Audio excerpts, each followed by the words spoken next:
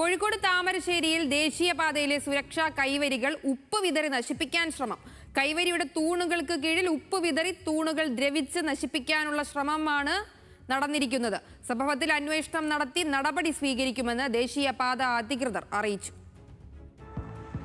താമരശ്ശേരി നഗരമധ്യത്തിൽ കെടവൂർ ജുമാ മസ്ജിദിന് മുൻവശം ഗുഡ് സ്റ്റാൻഡിന് സമീപത്തെ ഫുട്പാത്തിനോട് ചേർന്ന ഇരുമ്പ് കൈവരികളുടെ തൂണുകൾക്ക് ചുറ്റുമാണ് കല്ലുപ്പ് കൂട്ടിയിട്ട നിലയിൽ കണ്ടെത്തിയത്.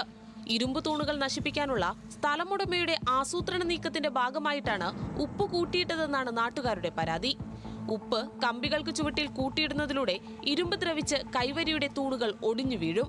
ദേശീയപാതന്റെ ഭാഗമായിട്ട് ജനങ്ങൾക്ക് ഫുട്പാത്തുമായിട്ട് വേർതിരിച്ചിട്ടുള്ള കൈവരിയാണ് ഇവിടെ. ഈ കൈവരി ഏതോ വ്യക്തികൾ നശിപ്പിക്കപ്പെടാൻ വേണ്ടിയിട്ട്, ദ്രവിച്ചു പോകാൻ വേണ്ടിയിട്ട് ഉപ്പിട്ട് ഉള്ള ഒരു കാഴ്ചയാണ് രാവിലെ വന്നപ്പോൾ കാണാനിടയായത്.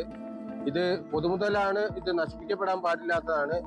സമാന രീതിയിൽ കൈവരികൾ നശിപ്പിക്കാനുള്ള ശ്രമം താമരശ്ശേരിയിലെ മറ്റു ചില കടകൾക്ക് മുന്നിൽ നേരത്തെ നടന്നിരുന്നതായി ദേശീയപാത അധികൃതർ പറയുന്നു. പൊതുമുതൽ നശിപ്പിക്കാൻ നീക്കം നടത്തിയവർക്കെതിരെ നടപടി സ്വീകരിക്കണമെന്നാവശ്യപ്പെട്ട് പോലീസിൽ പരാതി നൽകുമെന്ന് ദേശീയപാത വിഭാഗം അസിസ്റ്റന്റ് എഞ്ചിനീയർ സലീം അറിയിച്ചു. ന്യൂസ് മലയാളം, കോഴിക്കോട്.